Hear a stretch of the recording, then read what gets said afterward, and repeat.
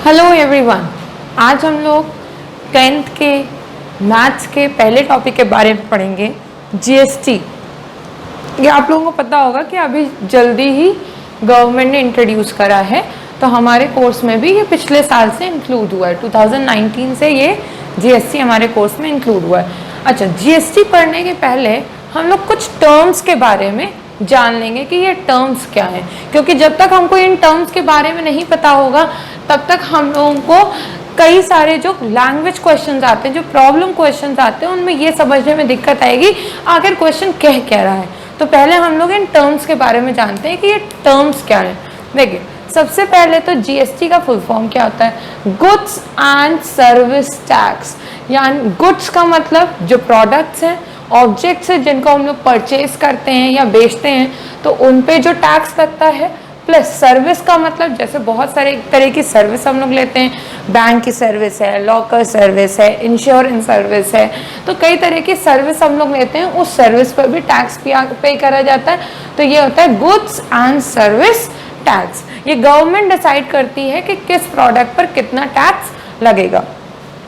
अब देखिए, जो टैक्स है वो गवर्नमेंट क्यों कलेक्ट करती है?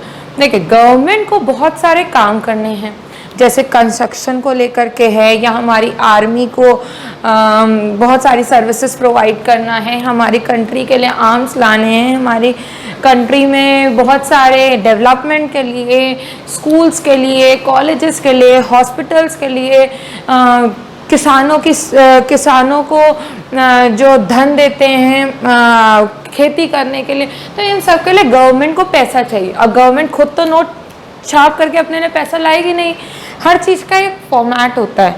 तो गवर्नमेंट क्या करती है? टैक्स कलेक्ट करती है। किससे कलेक्ट करती है? हम ही लोगों से कलेक्ट करती है। तो वो टैक्स से जो उसको पैसा मिलता है, उस पैसे से वो ये सारे काम करती है, चाहे वो रोड्स बनवाने हो, या वाटर को लेकर के हो, पानी की व्यवस्था करवानी हो, बहुत सारी, या जहाँ पे भूकंप वगैरह आ जाता है, बाढ़ आ जाती है, तो वहाँ पे पीड़ितों को एक प्रॉपर क्या कहते हैं, शेल्टर देने के लिए, फूड प्रोवाइड करने के लिए जो भी पैसा आता है, वो गवर्नमेंट कहाँ से लाती है? टैक्स कलेक्ट करके लाती है।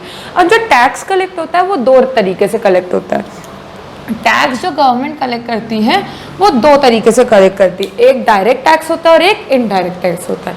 जो डायरेक्ट टैक्स होता है वो किस पे लगता है? इनकम पे लगता है। इनकम टैक्स होता है उसके अंदर, या फिर कॉर्पोरेट टैक्स। इनकम टैक्स मतलब जो इंडिविजुअल की इनकम होती है, जो सैलरी होती है, उस पर जो टैक्स लगता है वो इनकम टैक्स कहलाता है। जैसे आप लोगों ने सुना होगा, बड़े बड़े अधिकारी हैं, जज हैं, और जितने भी गवर्नमेंट एम्प्लॉयज होते हैं, इन सभी की इनकम का टैक्स कटता है, तो वो बोला जाता है इनकम टैक्स। जो नहीं पे करता है, फिर उसके घर में बड़े बड़े लोग पहुंच जाते हैं रेड डालने के लिए। वो कम से कम 5-6 दिन की रेड होती है। आपने देखा होगा रेड मूवी में, अजय देवगन की मूवी में देखा भी होगा आप लोगों ने। ये कॉर्पोरेट टैक्स, कॉर्पोरेट टैक्स क्या होता है? जो कंपनी पे करती है, जो बड़े बड़े ऑर्गेनाइजेशन जैसे टाटा स्टील्स है, रिलायंस हैं, और बजाज है, उषा है, ये सब बड़े बड़े जो ऑर्गेनाइजेशन हैं, इवन जो क्या कहते हैं हमारे स्टील प्लांट्स हैं, ये सभी ऑर्गेनाइजेशन जो टैक्स पे करते हैं उसको बोलते हैं कॉर्पोरेट टैक्स। ये जनरली कंपनीज पे करती हैं जितनी बड़ी बड़ी होती है, ठीक। फिर इनडायरेक्ट टैक्स में क्या आता है? टैक्स पेड बाय कस्टमर और organisation when they purchase goods और सर्विसेज और बोथ। देखिए, जब हम लोग कोई चीज़ खरीदते हैं, या रीसेलर ट्रेडर जो भी चीज़ खरीदते हैं वो आगे बेचने के लिए, वो टैक्स पे करते हैं। जिससे उन्होंने खरीदा है वो टैक्स पे करते हैं। तो वो टैक्स किसको जाता है? गवर्नमेंट को जाता है। तो अब ये गवर्नमेंट हमसे डायरेक्टली टैक्स नहीं कलेक्ट कर रही आकर के, ये स्टेप बाय स्टेप होता है। मैन्युफैक्चरर ने ट्रेडर को बेचा, ट्रेडर ने रीसेलर को बेचा, रीसेलर ने कंज्यूमर को बेचा, तो हर स्टेप पर टैक्स कलेक्ट होता है। तो तब वो जो हर स्टेप पे टैक्स कलेक्ट होता है वो पर पर्सन कहाँ जाता है? गवर्नमेंट के पास जाता है। तो ये एक तरीके से क्या हो गया? इनडायरेक्ट टैक्स हो गया। ये डायरेक्टली कंज्यूमर से नहीं कलेक्ट करा जाता है, ये जिसने कंज्यूमर को बेचा है उससे टैक्स कलेक्ट करा जाता है, या ऑर्गेनाइजेशन से टैक्स कलेक्ट करा जाता है। कब? जब वो लोग कुछ खरीदते हैं। जब वो लोग कुछ खरीदते हैं तो वो क्या पे करते हैं? टैक्स पे करते हैं। वो टैक्स किसको जाता है? गवर्नमेंट को जाता है, उसे बोला जाता है इनडायरेक्ट टैक्स। अच्छा, ये तो दो तरीके से टैक्स कलेक्ट किया जाता है, एक होता है डायरेक्ट टैक्स, एक होता है इनडायरेक्ट टैक्स। अब आगे बात करते हैं dealer, cost price, list price, selling price. देखिए, ये तीनों टर्म्स तो आपने 7th क्लास से पढ़ा होगा। Cost price, list price, mark price, selling price. Dealer के बारे में बताते हैं, डीलर कौन होता है। डीलर वो इंसान होता है जो किसी भी ऑब्जेक्ट को इसलिए खरीदता है क्योंकि वो आगे उसे बेचेगा। जैसे कि शॉपकीपर, शॉपकीपर खुद तो कोई भी चीज बनाता नहीं है, वो क्या करता है, वो कहीं से परचेज करके लाता है और फिर से यहाँ क्या करता है, रीसेल करता है। तो डीलर वही इंसान होता है जो सामान को खरीदता है आगे बेचने के लिए, उसको बोलते हैं डीलर। जैसे अगर हम छोटी मोटी मर्चेंट की दुकान बोल लें, जनरल मर्चेंट की दुकानें, तो ये सब क्या करते हैं, खुद तो बनाते नहीं है कि हम खुद बना रहे हैं कैडबरी का बिस्किट, कैडबरी की चॉकलेट ही हम खुद बना रहे हैं, वो खुद नहीं बनाते हैं। वो क्या करते हैं, कंपनी से खरीदते हैं, अमूल से दूध खरीद लिया, कैडबरी से चॉकलेट खरीद ली, फिर वो आगे क्या करते हैं, उसको रीसेल कर देते हैं। तो वो क्या कहलाते हैं, डीलर कहलाते हैं। कॉस्ट प्राइस, कॉस्ट प्राइस क्या होता है, ऐसा प्राइस जिसपे ट्रेडर गुड्स को खरीदता है। जैसे शॉपकीपर है, शॉपकीपर जितने रुपए पे चॉकलेट को खरीदता है उतने पे बेचता नहीं है, क्योंकि अगर उतने पे बेच देगा तो प्रॉफिट क्या, वो कहाँ क्या कमाएगा। तो जितने रुपए पे ट्रेडर गुड्स या सर्विसेज को खरीदता है आगे बेचने के लिए, उसको बोलते हैं कॉस्ट प्राइस। इसको हम लोग बेसिक प्राइस से भी डिनोट करते हैं।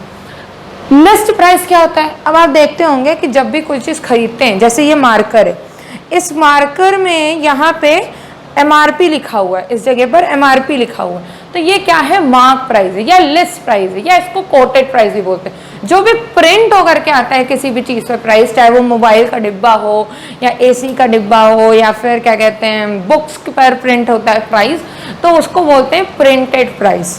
ठीक। सेलिंग प्राइस क्या होता है, सेलिंग प्राइस जितने पे ट्रेडर उस गुड या सर्विस को बेच रहा है वो होता है सेलिंग प्राइस। अब आप लोग देखते होंगे कि कई बार जो प्राइस होता है वो प्रिंटेड 250 रुपए होता है, पर वो देता आपको 200 रुपए में। तो कोई जरूरी नहीं है कि मार्क प्राइस और सेलिंग प्राइस बराबर ही हो। कभी कभी ये मार्क प्राइस और सेलिंग प्राइस बराबर होते हैं और कई बार क्या होता है, मार्क प्राइस और सेलिंग प्राइस अलग अलग होते हैं।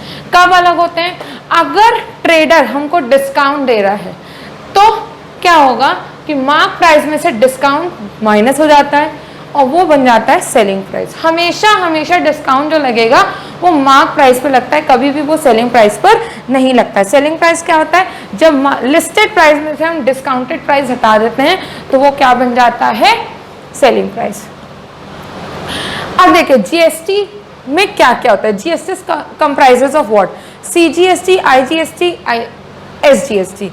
सेंट्रल गवर्नमेंट, देखिए जो भी टैक्स लगता है वो सेंट्रल गवर्नमेंट भी लेती है और स्टेट गवर्नमेंट भी लेती है, दोनों ही लोग लेते हैं। तो अगर कोई good with in the state है, यानी कि intra state, with in the state है,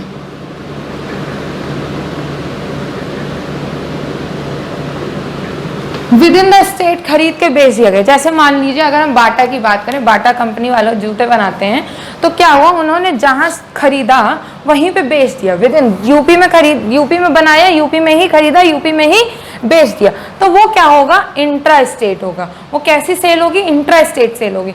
अब मान लीजिए उस गुड्स पे जो टैक्स लग रहा है वो 18% का टैक्स लग रहा है, जो GST पे करनी है वो 18% की पे करनी है। जैसे मान लीजिए कोई मैन्युफैक्चरर था या कोई डीलर A था, ये डीलर B है, ये कहाँ का है, यूपी का है, और ये भी कहाँ है, यूपी का है।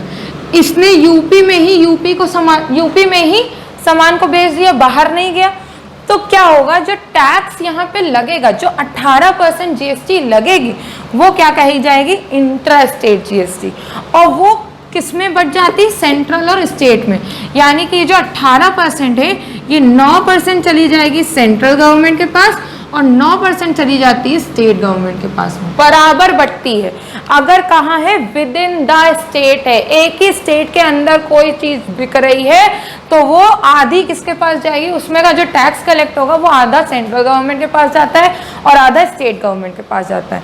इंटीग्रेटेड GST क्या होता है, जब हम लोग एक स्टेट से दूसरे स्टेट में चले जाते हैं, जैसे कोई डीलर यूपी का था, वो कहाँ चला गया, दिल्ली चला गया या पंजाब चला गया सामान को बेचने कहाँ चला गया, किसी डीलर बी को पंजाब में चला गया। अब यहाँ पे जो जीएसटी लगेगी वो कैसी जीएसटी लगेगी, वो इंटीग्रेटेड जीएसटी लगेगी। और ये जो इंटीग्रेटेड जीएसटी होती है पूरी की पूरी सेंट्रल गवर्नमेंट कलेक्ट करती है, इसमें स्टेट गवर्नमेंट का कोई रोल नहीं होता है। आई होप ये बात आप लोगों को समझ में आई होगी। अगर कोई भी product with in the state बिक रहा है तो उस पर जो टैक्स कलेक्ट होगा वो आधा सेंट्रल गवर्नमेंट लेगी और आधा स्टेट गवर्नमेंट लेगी। अगर कोई टैक्स ऐसा है जो एक स्टेट से दूसरी स्टेट में जाके बिक रहा है तो वहाँ इंटीग्रेटेड जीएसटी लगती है, और वो इंटीग्रेटेड जीएसटी पूरी की पूरी किसको जाती है, सेंट्रल गवर्नमेंट को जाती है, स्टेट गवर्नमेंट उसको नहीं लेती है। फिर 3 टर्म और है, इनपुट टैक्स, आउटपुट टैक्स और नेट टैक्स।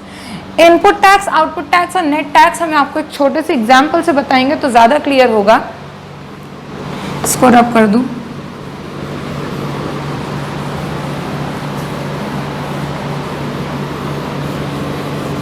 हाँ,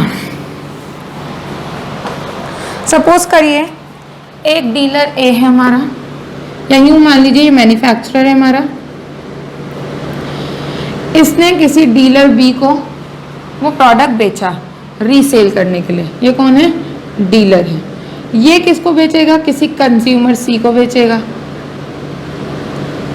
ठीक, अब मान लीजिए वो 1000 रुपए का प्रोडक्ट था, इसने इसको बेचा, इसने इसको 1000 रुपए में बेचा और इसने क्या करा, 500 रुपए प्रॉफिट लगा करके आगे बेचा।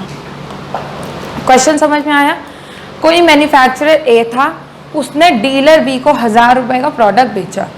इस डीलर बी ने क्या करा, 500 रुपए का प्रॉफिट कमाते हुए आगे कंज्यूमर को बेचा। यानी कि अगर हम देखें तो यहाँ पे इसका सेलिंग प्राइस क्या होगा, 1000 रुपीज़ होगा। इसका कॉस्ट प्राइस क्या होगा, 1000 रुपीज़ होगा। अब ये जो सेल करेगा ये कितने रुपए में सेल करेगा, 1000 प्लस 500 में सेल करेगा, यानी कि 1500 रुपीज़ में सेल करेगा। और इसका जो कॉस्ट प्राइस होगा, कंज्यूमर के लिए जो कॉस्ट प्राइस बनेगा वो 1500 बनेगा। ठीक, अब देखिए अगर हम मान लें कि जो जीएसटी यहाँ पे लग रही है, जो यहाँ पे जीएसटी लग रही है उसका रेट है 10%, और ये इंट्रा स्टेट जीएसटी है। इंट्रा स्टेट मतलब विद इन द स्टेट, ये इंट्रा स्टेट है। ठीक, तो देखिए कैसे कैलकुलेट करते हैं इनपुट, आउटपुट और नेट टैक्स। ठीक, अब देखिए क्या होगा, जब मैन्युफैक्चरर डीलर को बेचेगा कितने रुपए में, 1000 रुपए में, तो डीलर क्या करेगा, मैन्युफैक्चरर को टैक्स पे करेगा। तो tax paid by dealer, black से लिखो तो ज्यादा दिखेगा, टैक्स पेड बाय डीलर कितना होगा, 1000 रुपए का 10% ऑफ 1000, यानी कि 10/100 इंटू 1000 कट गया, कितना आ गया, 100 रुपए। ये 100 रुपए कौन दे रहा है मैन्युफैक्चरर को एज अ टैक्स, डीलर दे रहा है।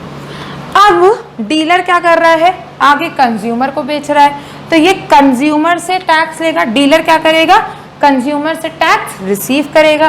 तो टैक्स रिसीव्ड बाय डीलर कितना होगा, 10% ऑफ 1500।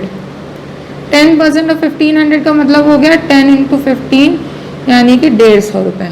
तो यहाँ पे इसने जो टैक्स रिसीव करा वो 150 रुपए रिसीव करा। तो देखिए जो टैक्स डीलर पे कर रहा है, जो टैक्स डीलर पे कर रहा है इसको बोलते हैं इनपुट टैक्स, और जो टैक्स डीलर रिसीव कर रहा है इसको बोलते हैं आउटपुट टैक्स। यानी कि इनपुट टैक्स यहाँ पे कितना हो गया, 100 रुपीज़, और आउटपुट टैक्स कितना हो गया, 150 रुपीज़। अब देखिए क्या होगा, जो डीलर है ये जो 150 रुपीज़ रिसीव कर रहा है ये पूरा का पूरा गवर्नमेंट को नहीं दे देगा कि 75 रुपीज़ इसने स्टेट गवर्नमेंट को दे दिए, 75 सेंट्रल गवर्नमेंट, ऐसा नहीं करेगा। ये दिमाग लगाएगा कि इस 150 का 100 रुपये तो हम ऑलरेडी पे कर चुके हैं, जो मैन्युफैक्चरर के थ्रू गवर्नमेंट को जा चुका है।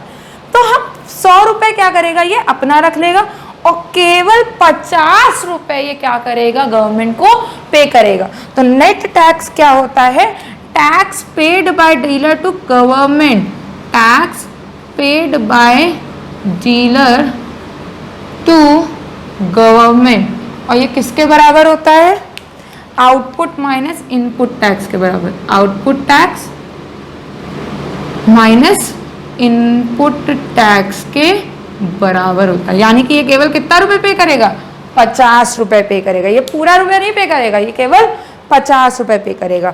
अब एक बात और समझ लीजिए, देखिए यहां से यहां जो टैक्स जा रहा है, मैन्युफैक्चरर जो रिसीव कर रहा है वो 100 रुपए रिसीव कर रहा है, ये 100 रुपए में से 50 रुपए सेंट्रल को देगा और 50 रुपए किसको देगा, स्टेट को देगा।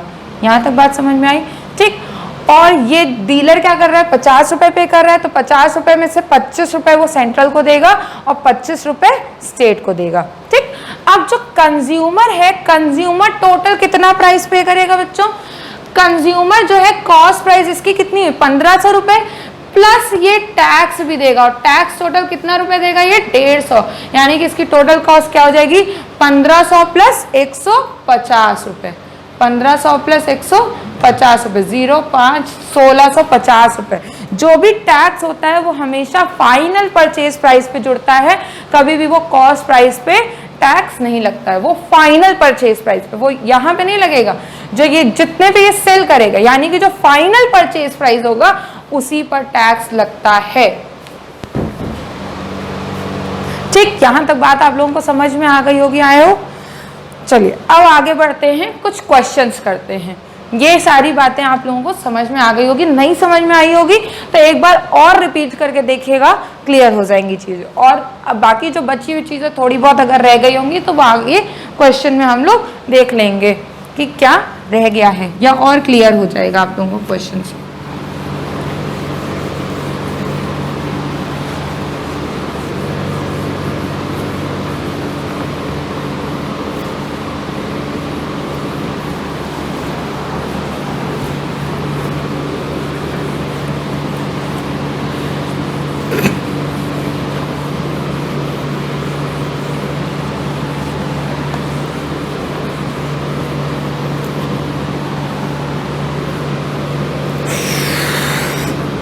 चलिए क्वेश्चन नंबर 1 करते हैं। पहले हम लिख लेते हैं क्या क्या गिवन है।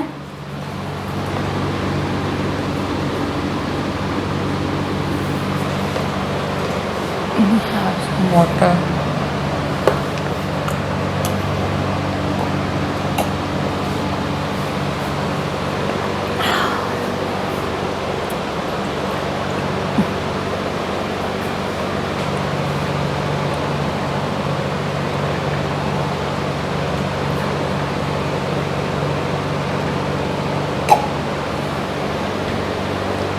चलिए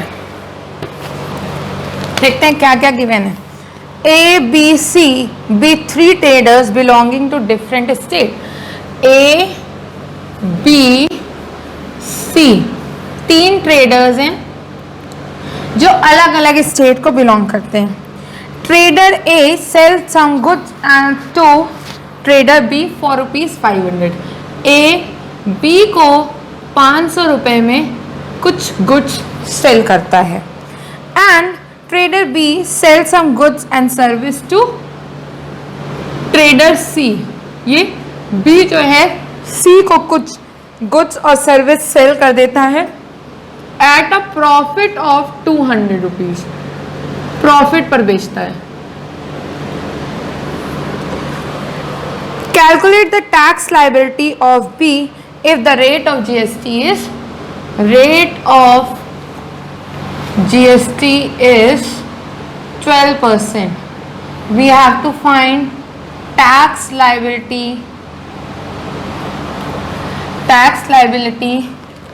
of B.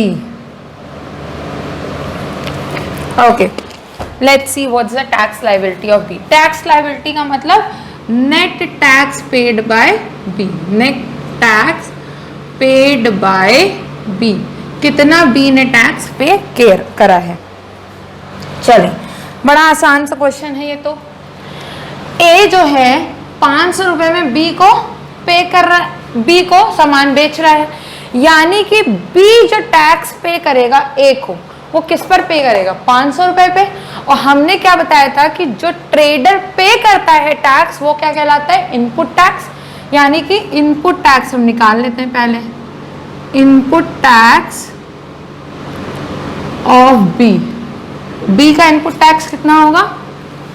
12% ऑफ 500, 500 रुपए पे ही टैक्स लगेगा क्योंकि बी जो है वो 500 रुपए पे खरीद रहा है, ठीक। तो कितना आ जाएगा ये? 12/100 इंटू 500, 0 से 0 कैंसिल, 12/60। तो इनपुट टैक्स कितना हो गया? ₹60। अब आउटपुट टैक्स की बात करते हैं। Output tax of B, output tax क्या होता है? Tax received by B. B कितना टैक्स रिसीव करेगा? किससे रिसीव करेगा? ये सी से रिसीव करेगा ना, तो सी से किस पर रिसीव करेगा? अब देखें, ये 200 रुपए के प्रॉफिट पर बेच रहा है ना, तो एक्चुअल में ये कितने पे बेच रहा होगा? सेलिंग प्राइस का क्या होगा? 700 रुपीज।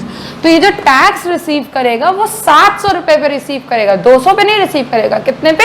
700 पे, क्योंकि इसने जो सामान बेचा है वो 700 पे बेचा है, इसने जो सामान बेचा था वो 500 पे बेचा था। तो आउटपुट टैक्स ऑफ बी क्या हो जाएगा? 12% ऑफ 700, 0 से 0 कैंसिल, 12 इंटू 7 कितना आ गया? ₹84। तो टैक्स लायबिलिटी ऑफ बी कितना हो जाएगा? Of B is equals to output tax minus input tax, output tax minus input tax, यानी कि 84 माइनस 60 कितना आ जाएगा? ₹24। तो एक्चुअल में जो बी है उसने गवर्नमेंट को सिर्फ 24 रुपए पे करा है। अच्छा, साथ में ये भी बोला था कि सभी ट्रेडर जो हैं अलग अलग स्टेट से, कोई भी विद इन द स्टेट नहीं है, यानी कि ये पूरा का पूरा टैक्स किसको जाएगा? सेंट्रल गवर्नमेंट को जाएगा, इसका कोई भी पार्ट स्टेट गवर्नमेंट को नहीं मिलेगा। ये question number 1 I hope very easy था, बहुत इजी था, आप सभी को समझ में आ गया होगा। अगले क्वेश्चन की तरफ बढ़ते हैं, क्वेश्चन नंबर 2 की तरफ। हम लोग कई सारे क्वेश्चन करेंगे जिससे आपके सारे डाउट्स क्वेश्चन को करके क्लियर हो जाए। बोर्ड्स भी इसी टाइप के क्वेश्चन पूछता है, बहुत टफ भी नहीं पूछता है, बहुत इजी भी नहीं पूछता है, पर हम मैक्सिमम जितने टाइप का क्वेश्चन हो पाएगा उतने आपको करवाएंगे। अगला क्वेश्चन है, a product is sold from Kanpur to Banaras. Kanpur से एक प्रोडक्ट बनारस में बेचा गया है फॉर ₹12,000। कितने रुपए में बेचा गया है? 12,000 रुपए में। And then from Banaras to Ranchi, Ranchi में बेचा गया है एट अ प्रॉफिट ऑफ ₹4,000, 4,000 रुपए के प्रॉफिट पे बेचा गया है। रेट ऑफ GST दे रखा है 18% और बताना है net tax payable eight Banaras. Same है एकदम पिछले वाले के जैसा, पेबल एट बनारस। आप लोग ट्राई करिए, वीडियो को पॉज करके आप लोग ट्राई करिए इस क्वेश्चन को। चलिए मैं सॉल्व करके बताती हूँ। देखिए, कानपुर कहाँ है?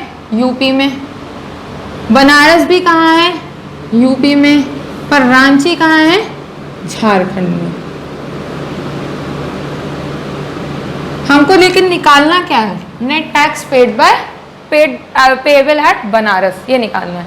अब देखिए, अगर हम देखें कि कानपुर से बनारस में जो सामान बेचा जा रहा है वो 12,000 रुपए में बेचा जा रहा है, यानी कि जो बनारस पे करेगा कानपुर को, जो बनारस पे करेगा कानपुर को, वो कितने रुपए पे टैक्स लगाएगा? 12,000 रुपए पे। तो इनपुट टैक्स निकालते हैं, ये होता है इनपुट टैक्स, इनपुट, और इधर से जो रिसीव होता है ये होता है आउटपुट टैक्स। तो नेट टैक्स क्या होगा? Net tax payable eight Banaras क्या होगा?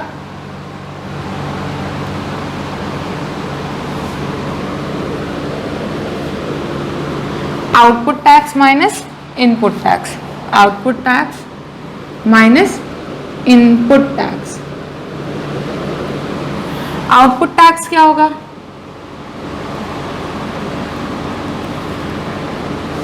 कितना परसेंट जीएसटी? 18%। तो 18% ऑफ कितने रुपए का? 12 + 4, यानी कि एक्चुअल में यहाँ पे जो सामान बिका है वो 16,000 रुपए में। 18% ऑफ 16,000 क्या होगा? हमारा आउटपुट टैक्स होगा। ठीक, तो ये आएगा 18/100 इंटू 16,000। क्लोज कर दें, कैंसिल हो जाएगा। ये आएगा 18 इंटू 160, कितना आएगा कैलकुलेट करने पर? 18 इंटू 160 ये आएगा लगभग 2,880, यानी कि ₹2,880 रुपीज़ आएगा। और इनपुट टैक्स कैलकुलेट करते हैं। इनपुट टैक्स किस पर हमने कहा लगेगा? 12,000 पे लगेगा। तो इनपुट टैक्स क्या होगा? 18% ऑफ 12,000, 18/100 इंटू 12,000, ये और ये कैंसिल हो गया। कितना आ जाएगा? 18 इंटू 120, कितना आएगा ये? 18 इंटू 120 ये आएगा लगभग हमारा 2,160 रुपीज़, 2,160। तो हमें आउटपुट टैक्स भी पता चल गया और इनपुट टैक्स भी पता चल गया। तो नेट टैक्स अब हम निकाल लेंगे। नेट टैक्स हमारा क्या होगा? आउटपुट माइनस इनपुट, यानी कि 2,880 माइनस 2,160। सब्ट्रैक्ट करेंगे 0, 8 में से 6 गया बचा 2, 8 - 1 7, 2 में से 2 गया 0, यानी कि ₹720 रुपये जो है वो कहाँ पे होगा? बनारस पे होगा। अब यहाँ पे एक चीज़ और हम आपको समझा दें। देखिए, जो इनपुट टैक्स है वो विद इन द स्टेट है, यूपी से यूपी में बिका है, यानी कि ये जो 2,160 रुपये है, इनपुट टैक्स कितना है? 2,160 रुपये है। इसमें आधा किसको जाएगा? हमारा सेंट्रल गवर्नमेंट को जाएगा, और आधा जो है हमारा स्टेट गवर्नमेंट को जाता है। लेकिन ये जो आउटपुट टैक्स है ये 2 स्टेट्स के बीच में है, तो ये पूरा का पूरा किसको जाएगा? सेंट्रल गवर्नमेंट को जाएगा। चीज़ें हमको लग रहा है आप लोगों को क्लियर हो रही होंगी। जैसे जैसे हम लोग एक एक क्वेश्चन करते जा रहे हैं वैसे वैसे आपको चीज़ें और ज़्यादा क्लियर होती जा रही हैं। चलो अगला क्वेश्चन और ट्राई करते हैं। कई क्वेश्चन करेंगे हम लोग, 1-2 पे काम नहीं चलने वाला है, क्योंकि नया टॉपिक है, समझने में मुझे पता है दिक्कत आती होगी। भाई जो कॉमर्स के स्टूडेंट होंगे, जिन्होंने कॉमर्स विद मैथ्स ले रखी होगी, उनके लिए तो इजी होगा टैक्स समझना, लेकिन जिनके पास कॉमर्स नहीं है उनके लिए थोड़ा सा डिफिकल्ट होता है। बहुत ज़्यादा नहीं, क्योंकि यहाँ परसेंटेज का ही कॉन्सेप्ट यूज़ करा जाता है। हाँ, पर टर्म्स कुछ ऐसे होते हैं, input tax, direct tax, levied tax, payable, liability, ये सारे टर्म्स कुछ ऐसे जिसके साथ आप लोग फेमिलियर नहीं होंगे, तो थोड़ी बहुत दिक्कत आती होगी, वो भी हम दूर करने की कोशिश करेंगे। चलिए नेक्स्ट क्वेश्चन, अगला क्वेश्चन करते हैं। Let A, B, C be 3 dealers in a GST chain. A, B, C 3 dealers हैं GST की चेन में। Okay, A buys some good service for ₹2,000 and sells it to B at a profit of 500. देखिए, A ने कुछ चीज़ें खरीदी 2,000 रुपये में और ये B को 500 रुपये के प्रॉफिट में बेच देता है। And B in turn sells the same goods and service to C at a profit of ₹1000. B उसी चीज को कितने रुपए में बेच देता है? 1000 के प्रॉफिट पर बेच देता है। रेट ऑफ जीएसटी जो दे रखा है, जीएसटी का जो रेट दे रखा है वो दे रखा है 18%। हमको क्या क्या निकालना है? Input tax paid by dealer A, ये अच्छा क्वेश्चन है। Input tax paid by dealer B. Third, total cost price for dealer C, total cost price for dealer C if he is the end user। इस question में आपकी आधी से ज़्यादा चीज़ें क्लियर हो जाएंगी क्योंकि इसमें ज़्यादातर चीज़ें उसने पूछ ही ली हैं। और output GST for dealer C, output GST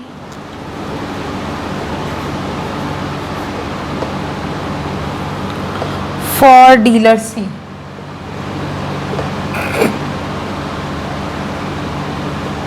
चलिए आप लोग ट्राई करिए एक बार, फिर हम बताते हैं।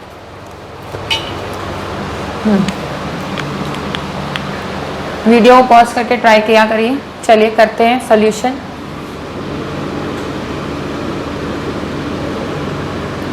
देखिए पहला हमको क्या निकालना है? Input tax paid by dealer A. Dealer A कितना इनपुट टैक्स पे कर रहा है? अभी तक हम लोग बीच में काम कर रहे थे, बीच वाले पर इनपुट और आउटपुट निकालते थे। देखिए इनपुट क्या होता है? जो ये पे करता है अपने कॉस्ट प्राइस पर, भाई ये जितने रुपए पे सामान खरीदता है उस पे जो टैक्स पे कर रहा था वो क्या था? इसका इनपुट टैक्स था। और आउटपुट टैक्स क्या था? जो सी से ये रिसीव करता था। अब पूछ रहा है बी के लिए इनपुट टैक्स नहीं पूछ रहा है, ए के लिए इनपुट टैक्स, यानी कि इसने जो सामान 2000 रुपए में खरीदा है, जिस किसी से भी खरीदा होगा उसको टैक्स दिया होगा कि नहीं? वो होगा इनपुट टैक्स ऑफ ए।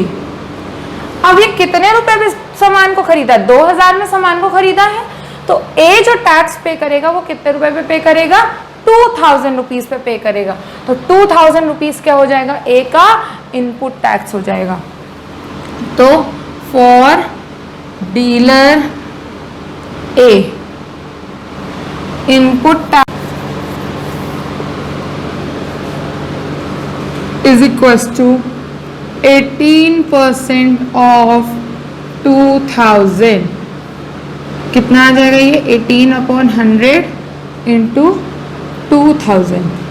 ये और ये कैंसिल, कितना आ गया? 18 इंटू 20, 360 रुपीज। ये क्या आ गया? डीलर ए का इनपुट प्राइस आ गया। फिर आते हैं डीलर बी पर, input tax paid by dealer B. तो for dealer B input tax क्या होगा? अब जो डीलर बी है वो कितने रुपए में खरीद रहा है सामान को? 2000 और 500 रुपए। भाई ए ने बी को जो बेचा है वो 500 रुपए के प्रॉफिट पे बेचा है, 2000 में नहीं बेचा। 2000 में तो वो खुद खरीद के लाया था कहीं से। 2500 प्लस 500 यानी कि 2500 रुपए इसका क्या होगा? कॉस्ट प्राइस होगा। तो डीलर बी का कॉस्ट प्राइस क्या होगा? 2500 रुपए। तो जो ये टैक्स पे करेगा बी, वो कितने रुपए में पे करेगा? 2500 रुपए पे, क्योंकि ए ने जो बी को सामान बेचा है वो 2500 रुपए में बेचा है, और बी ने जो सी को बेचा है वो कितने रुपए के प्रॉफिट पे बेचा है? 1000 रुपए के, यानी कि इसने जो बेचा होगा वो 3500 रुपए में सामान को बेचा होगा। तो for dealer B input tax क्या हो जाएगा? 18% ऑफ रुपीज, हाउ मच? 2500। तो निकाल लेते हैं इसको। 18/100 इंटू 2500 100, ये और ये कैंसिल हो गया। 25 इंटू 18 कितना आएगा? 25 इंटू 18 ये आएगा लगभग 450 रुपये। हाँ, ₹450। तो देखें ए ने कितना टैक्स पे करा है? 360 रुपये पे करा है। बी ने ए को कितना टैक्स पे करा है? 450 रुपये पे करा है। अब पूछ रहा है कि अगर डीलर सी एंड यूजर, यानी कि जो डीलर सी है वो आगे सामान को बेच नहीं रहा है, तो ये कितना टोटल कॉस्ट प्राइस होगा इसका। अब देखिए ये 3,500, बी जो है वो 3,500 रुपए में सी को सामान बेचेगा, प्लस वो क्या कलेक्ट करेगा? सी से टैक्स भी कलेक्ट करेगा। मैंने आपको बताया कि जो टैक्स होता है वो फाइनल परचेज प्राइस में जुड़ जाता है, इन सब जगहों पे जुड़ता नहीं है। जो फाइनल परचेज प्राइस होगा यहाँ पे टैक्स भी पे हो जाएगा। तो टोटल कॉस्ट प्राइस ऑफ सी क्या हो जाएगा? टोटल सीपी ऑफ सी क्या हो जाएगा? Selling price of B plus tax. ये होगा सेलिंग प्राइस बी में। बी ने सेल कितने में बेचा है सी को? 2,500 प्लस 1000 यानी कि 3,500 रुपए में। और टैक्स कितना पे करना पड़ रहा है सी को? 18% ऑफ 3,500। तो ये कितना आ जाएगा? 3,500 प्लस 18 इंटू 35। कैलकुलेट करके जरा बताइए फटाक से, 18 इंटू 35 कितना होता है? ये आएगा somewhat 18 into 35। Let me calculate.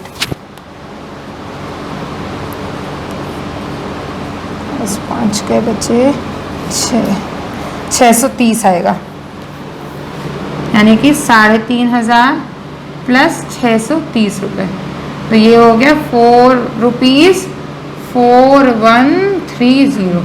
तो सी ने टोटल कितना कॉस्ट प्राइस पे करा है? 4130 रुपीज सी ने पे करा है।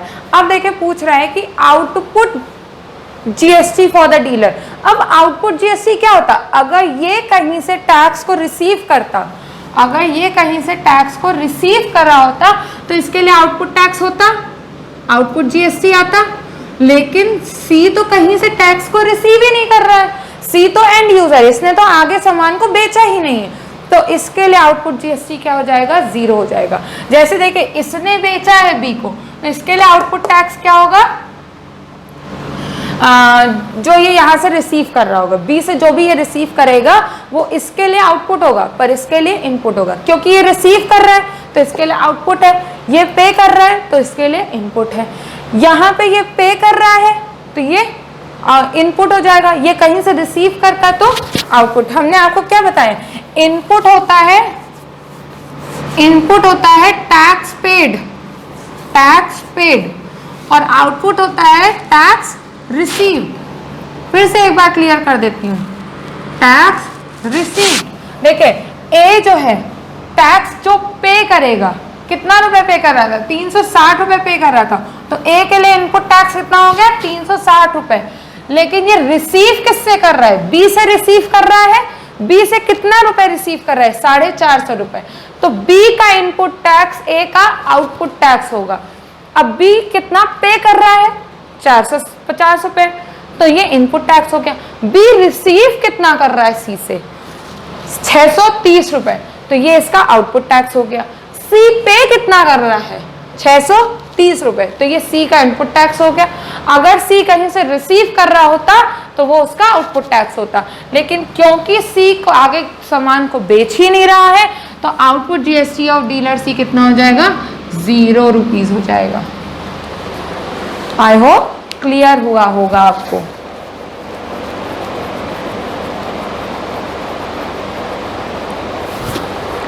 अगला क्वेश्चन करते हैं।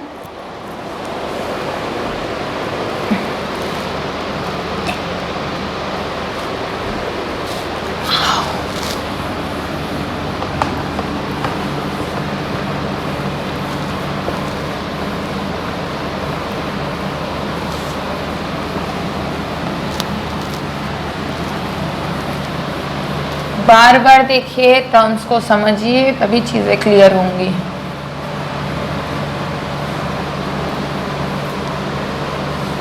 एंड ऐसा मत करिएगा वीडियो देखने के बाद वीडियो बंद कर दीजिएगा। Please try some questions by your own. until and unless you won't try it by your own, you won't get the questions how to do it, you won't understand। चलिए, एक dealer, a dealer in Agra supplies goods and services worth ₹1000 to a dealer in Jhansi. एक dealer है आगरा में, आगरा का मतलब UP, वो बेच रहा है सामान को 1000 रुपए में। किसे? झांसी में। झांसी का मतलब भी होता है यूपी में ही। डीलर जो झांसी का है वो आगे इसको बेच रहा है मुंबई में। अब मुंबई तो चला गया आउट ऑफ द स्टेट, यानी कि महाराष्ट्र।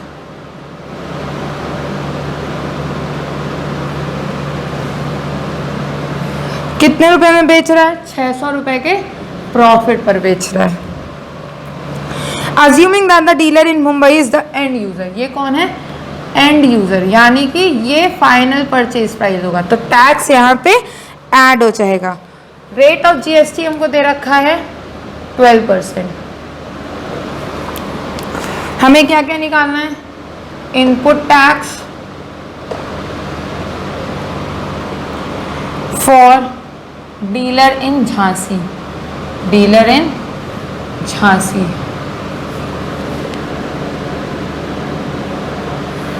सेकेंड क्या निकालना है हमको? आउटपुट टैक्स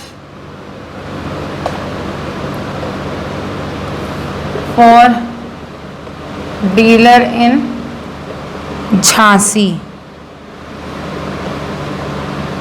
और क्या निकालना है? Third, net GST paid at Jhansi, net GST paid at Jhansi. Fourth निकालना है total CP for dealer in Mumbai, total CP for dealer in Mumbai. चलिए करते हैं क्वेश्चंस को।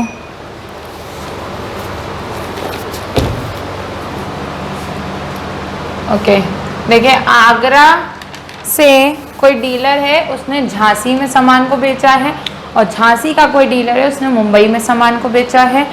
आगरा से जो सामान बेचा गया वो 1000 रुपये में बेचा गया, झांसी ने 600 रुपये के प्रॉफिट पर बेचा गया, यानी कि इसने 1600 रुपये में बेचा होगा सामान को। बड़ा ही इजी क्वेश्चन लग रहा है। इनपुट टैक्स कौन सा होगा? जो ये पे करेगा। आउटपुट टैक्स कौन सा होगा? जो ये इससे रिसीव करेगा। ये होगा इनपुट टैक्स और ये होगा आउटपुट टैक्स।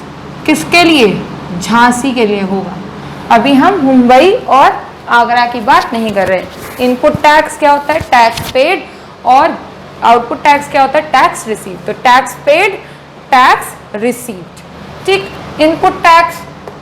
अब देखिए, जो आगरा है वो झांसी को 1000 रुपये में सामान बेच रहा है, यानी कि जो झांसी है वो आगरा को 1000 रुपये पे ही तो टैक्स देगा। तो इनपुट टैक्स किस पे लगेगा? 1000 रुपये पे लगेगा। तो चलिए इनपुट टैक्स निकाल लेते हैं। कितना होगा?